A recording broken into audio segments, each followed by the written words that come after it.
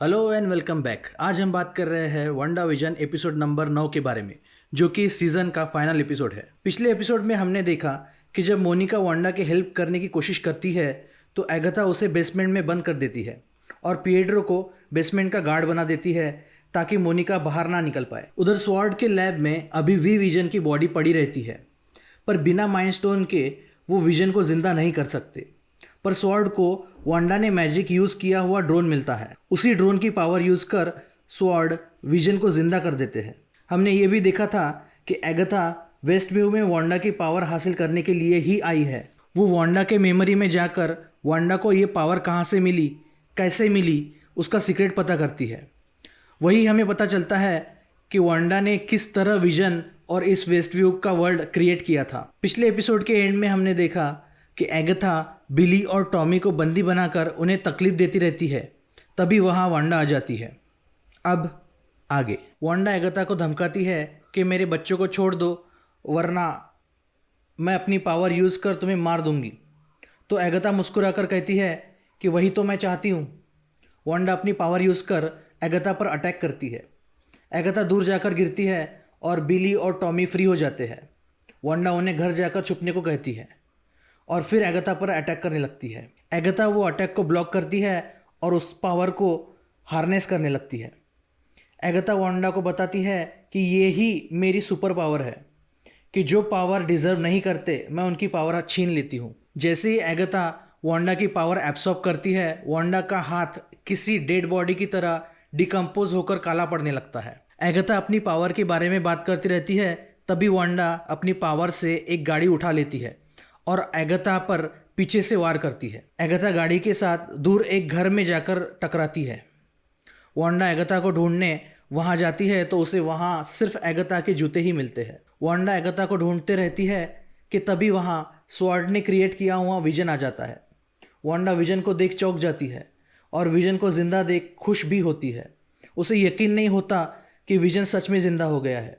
वो विजन के पास जाती है तो विजन प्यार से वांडा के चेहरे को छूता है और अगले ही पल दोनों हाथों से वांडा का स्कल क्रश करने लगता है। वांडा समझ नहीं पाती कि विजन ऐसा क्यों कर रहा है।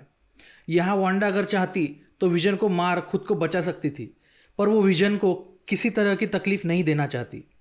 विजन वांडा का स्कल क्रश करने ही वाला होता है कि तभी वहाँ वांडा ने क्रिएट किया हुआ रेड विजन आ जाता है और स्वॉर्ड के वाइट विजन को मारकर दूर फेंक देता है। वांडा विजन को माफ़ी मांगती है और कहती है कि उसने सब सच बता देना चाहिए था। वो और भी बताने वाली होती है, पर विजन उसे रोक देता है और बताता है कि वो समझ सकता है कि तुम किस हालात से गई हो। वांडा विजन को बताती है कि वो सब ठीक कर सकती है। तभी वहाँ एगाथा और वाइट विजन आ जाते हैं और यहाँ शुरू होती है इस सीज़न की सबसे बड़ी fight, Wanda versus Agatha, red vision versus white vision. यहाँ इन दोनों में काफ़ी घमासान फाइट होती है, पर दोनों विजन के पास same power, same fighting technique, same thinking होने की वजह से वो एक दूसरे को मार नहीं पाते। यहाँ विजन वाइट विजन से कहता है कि हम इस झगड़े को पीसफुली भी सॉल्व कर सकते हैं, पर वाइट विजन कुछ नहीं सुनता और फाइटिंग चलती रहती है। इधर एगाथा के बेसमेंट में मोनिका कैद है और बाहर जाने की कोशिश करती रहती है, पर पिएड्रो उसे बाहर निकलने नहीं देता। उधर वेस्ट व्यू के बाहर स्वॉर्ड के मोबाइल बेस में एजेंट वू को अरेस्ट कर रखा है। एजेंट वू टायलर को बताता है कि तुमने विजन बनाया है, उसकी सच्चाई तुम छिपा नहीं पाओगे। तो टायलर उसे बताता है कि वांडा ने खुद ही शो का ब्रॉडकास्ट बंद कर दिया है, तो दो विजन होने का तो कोई प्रूफ ही नहीं है और एक बार वांडा मर जाए तो बाकी बातें मायने नहीं करेगी। टायलर बातें करते रहता है, तभी मौका देख एजेंट वू वहाँ टेबल पर रखा मोबाइल चुरा लेता है। टायलर वेस्ट व्यू में जाने की प्रिपरेशन करता रहता है और एजेंट वू को किसी कोने में बंदी बना कर रखता है। यहाँ एजेंट वू सेफ्टी पिन यूज़ कर अपनी हथकड़ी खोल देता है और अपने लोगों को कॉल करके टायलर के बारे में बता देता है और उसे अरेस्ट करने के लिए बुला लेता है। इधर वेस्ट व्यू में एगाथा कहीं छुप जाती है। वांडा उसे वेस्ट व्यू में ढूंढती रहती है, तभी एगाथा वांडा पर पीछे से वार करती है। एगाथा वांडा को बताती है कि वो जीत नहीं सकती क्योंकि उसे खुद विच होने के बाद भी विचेस से कैसे लड़ते हैं वो नहीं पता, और वही एगाथा वांडा के बारे में सब जानती है। स्ट्रॉन्ग होल्ड की बुक में वांडा पर पूरा चैप्टर लिखा है, उसकी पावर के बारे में, उसकी वीकनेस के बारे में और उसके डेस्टिनी के बारे में। और किस तरह वो वर्ल्ड को डिस्ट्रॉय करेगी उसके बारे में डिटेल में लिखा है। यहाँ वांडा बार बार कहती है कि ना तो वो विच है, ना उसे किसी ने मैजिक सिखाई है, ना वो स्पेल करती है, ना वो इतनी ईविल है कि वो वर्ल्ड को डिस्ट्रॉय करेगी। यहाँ एगाथा वहाँ खड़ी वेस्टव्यू की एक औरत पर जादू करती है और उसे वांडा के कंट्रोल से फ्री करती है। उस औरत को अपनी रियल लाइफ की मेमोरीज याद आने लगती है। वो वांडा के पास गिड़गिड़ाने लगती है और कहती है कि वो कुछ भी करने को तैयार है, बस उसे अपने बच्चों के पास जाने दो। उधर एगाथा के घर में मोनिका कैद है।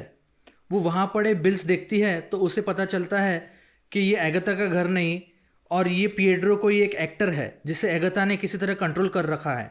यहाँ मोनिका पिएड्रो पर अटैक करती है और उसके गले की नेकलेस तोड़ देती है, जिससे पिएड्रो पर से एगाथा का कंट्रोल छूट जाता है और मोनिका वहाँ से आज़ाद हो जाती है। उधर एगाथा वेस्टव्यू के सारे लोगों पर मैजिक करती है और वो सबके माइंड वांडा के कंट्रोल से फ्री हो जाते हैं। उनको अपनी रियल लाइफ की यादें आती है तो वो सब वांडा को बताते हैं कि वांडा की वजह से किस तरह वो अपने लव्ड वंस को खो बैठे हैं, किस तरह वांडा के दुख से उनको भी तकलीफ हुई है।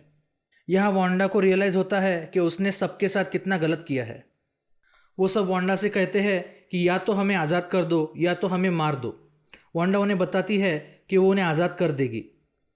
तो इस पे एगाथा वांडा को उकसाती है कि इन सब को अभी क्यों नहीं आज़ाद कर देती। वांडा अपने पावर का यूज़ कर शील्ड को हटाने लगती है। शील्ड को हटते देख वेस्टव्यू के सारे लोग वेस्टव्यू के बाहर जाने लगते हैं। वांडा शील्ड को पूरी तरह हटाने ही वाली होती है कि उसकी नज़र विजन और बच्चों पर पड़ती है। वो तीनों की पावर ख़त्म होने लगती है और वो डिसइंटीग्रेट होने लगते हैं। वांडा को रियलाइज़ होता है कि जब तक शील्ड है तभी तक विजन और उसके बच्चे ज़िंदा रह सकते हैं। शील्ड के बाहर वो नहीं रह पाएंगे। यह वांडा के पास चॉइस रहती है, या तो शील्ड को हटाकर सबको आज़ाद कर दे या अपनी फैमिली को सेव करे। यहाँ वांडा अपनी फैमिली को सेव करने का डिसीजन लेती है और फिर से शील्ड क्रिएट कर वेस्टव्यू को बंद कर देती है। पर शील्ड बंद होने से पहले ही टायलर और उसकी मिलिट्री फोर्स वेस्टव्यू में घुस जाते हैं और वांडा विजन और बच्चों को घेर लेते हैं। यहाँ विजन कुछ करे उसके पहले ही वाइट विजन वहाँ आकर उसे उठा ले जाता है और उसे मारने लगता है। वांडा बच्चों को कहती है कि टायलर और उसकी मिलिट्री को संभाल ले ताकि एगाथा को निपटने का उसे मौका मिले। यहाँ पहली बार वांडा एक विच की तरह सोचती है। एगाथा पर हमला करने की बजाय वो इनविजिबल हो जाती है। उधर दोनों विजन में काफ़ी ज़ोरदार फाइट चालू रहती है। रेड विजन वाइट विजन को पूछता है कि तुम क्यों लड़ रहे हो, तो वाइट विजन बताता है कि मेरे प्रोग्रामिंग में डायरेक्टिव है कि मुझे विजन को ख़त्म करना है। तब रेड विजन उसे समझाता है कि मैं तो ओरिजिनल विजन हूँ ही नहीं, मुझे तो वांडा के पावर ने क्रिएट किया है। एक तरह देखा जाए तो अपन दोनों ही विजन हैं क्योंकि हम दोनों में विजन की मेमोरीज़ है, और एक तरह देखा जाए तो हम दोनों ही विजन नहीं क्योंकि हम में ओरिजिनल विजन का कोई अंश नहीं है। तब वाइट विजन बताता है कि उसके पास विजन की कोई मेमोरी नहीं है, तो रेड विजन उसकी रिप्रेस्ड मेमोरी उसे वापस दिलाता है। वाइट विजन को मेमोरीज मिलने के बाद रियलाइज़ होता है कि वो खुद ही विजन है और वो वहाँ से चला जाता है। इधर बिली अपनी पावर यूज़ कर सारी मिलिट्री को पॉज कर देता है और टॉमी स्पीड में जाकर उनके वेपन डिस्ट्रॉय कर देता है। यहाँ बच्चे अपनी जीत की खुशी मनाते रहते हैं, तभी टायलर उन पे गोलियाँ चलाता है, पर मोनिका बीच में आकर उन्हें बचा लेती है। गोलियाँ ख़त्म होने पर टायलर अपनी गाड़ी में बैठ गाड़ी से ही बच्चों को कुचलने की कोशिश करता है, पर तभी वहाँ डार्सी वैन लेकर आती है और टायलर की गाड़ी को ठोक देती है। इधर एगाथा बच्चों पर हमला करने ही वाली होती है कि वांडा पीछे से आकर उसका माइंड कंट्रोल करती है और उसे एक मेमोरी में ले जाती है जहां एगाथा ने सारी विचेस को मारा था। यहाँ वांडा सारी विचेस को जिंदा कर देती है ताकि वो एगाथा को मारने में वांडा की हेल्प कर सके, पर वो सारी विचेस वांडा के ही खिलाफ हो जाती है और वांडा को बंदी बनाकर उसे मारने लगती है, क्योंकि उन विचेस के हिसाब से स्कारलेट विच ही सबसे बुरी विच है। यहाँ एगाथा वांडा से डील करती है कि अगर वांडा उसे अपनी पावर देती है तो वो फिर से वेस्टव्यू तैयार कर वांडा को उसकी फैमिली के साथ रहने देगी। यह वांडा अपने पावर से सारी विचेस को मार देती है और एगाथा पर भी अटैक करती है। वो दोनों रियल वर्ल्ड में आकर लड़ने लगते हैं। वांडा एगाथा को कहती है कि तुम्हें पावर ही चाहिए तो ले लो, और एगाथा पर अटैक करती है, जिसे एगाथा एब्सॉर्ब कर पावरफुल बनने लगती है और वांडा उतनी ही वीक होती जाती है। यहाँ हम देखते हैं कि वांडा एगाथा को मारते वक्त बहुत बार मिस करती है और उसकी पावर वेस्टव्यू के शील्ड को जाकर लगती है। इस तरह वांडा अपनी पूरी पावर एगाथा को दे देती है। पावर मिलते ही एगाथा अपना मैजिक यूज़ कर वांडा पर अटैक करने लगती है, पर उसकी मैजिक काम नहीं करती। तब हम देखते हैं कि वांडा ने जो मैजिक के शॉट्स मिस किए थे वो उसने जानबूझकर किए थे ताकि वेस्टव्यू के शील्ड पर वो रून्स बना सके, रून्स का स्पेल लगा सके, ताकि उसके बाद वेस्टव्यू में वांडा के अलावा किसी का भी मैजिक काम ना करे।